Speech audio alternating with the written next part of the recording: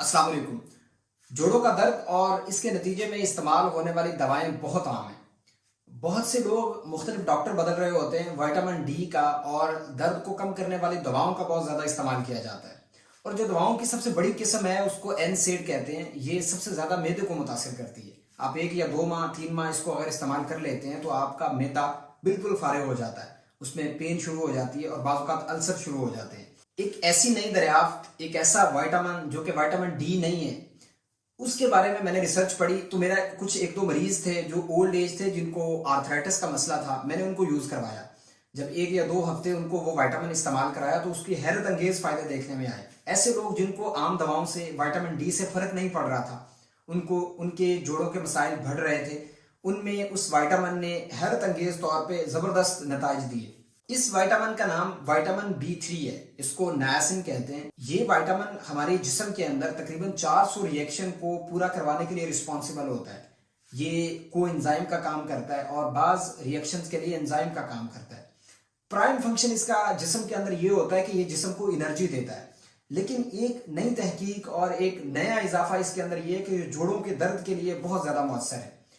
इसकी ये खासियत इसकी एंटी इन्फ्लेमेटरी यानी सोजश को कम करने की सलाहियत के नतीजे में सामने आई है। ये जोड़ों के अकड़ाव को कम करता है।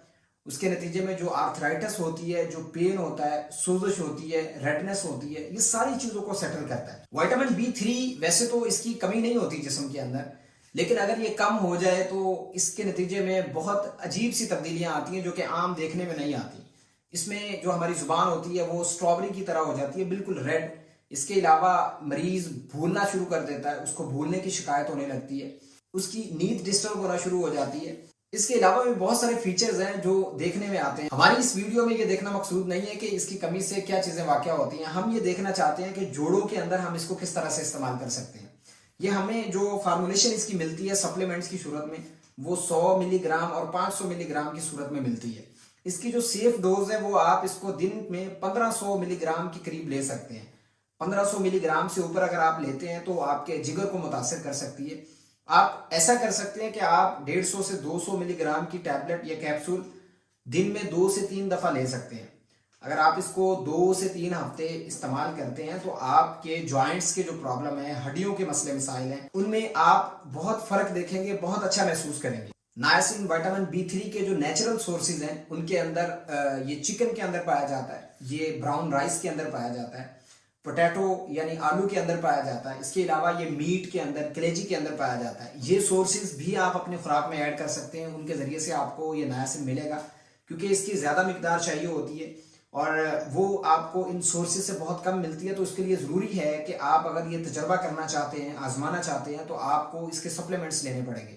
नायासिन के सप्लीमेंट्स आपको किसी भी मार्ट से, किसी ऑनलाइन शॉपिंग सेंटर से मिल सकते हैं। आप उनको ऑर्डर कर सकते हैं और इसको आजमा सकते हैं। आपको भी अगर हड्डियों का मसला है या जोड़ों का मसला है और आपने दवाएं इस्तेमाल की हैं, दर्द की, विटामिन डी इस्तेमाल किया है और आपका कैसा एक्सपीरियंस रहा है, आप कमेंट्स के अंदर ज़रूर बताइए। अगर आप ये नायासिन इस्तेमाल कर पाते हैं या आपको ये मिल जाता है तो इसके बारे में भी जो आपका एक्सपीरियंस आता है उसको भी आपने कमेंट्स के अंदर ज़रूर शेयर करना, ताकि किसी न किसी का फ़ायदा हो जाए, भला हो जाए। आपका कोई भी दोस्त, रिश्तेदार अगर हड्डियों के मसाइल का शिकार है तो ये वीडियो उसके साथ ज़रूर शेयर करें। अपनों का, अपनी सेहत का बहुत सा ख्याल रखें। मुझे दुआ में याद रखें। अल्लाह।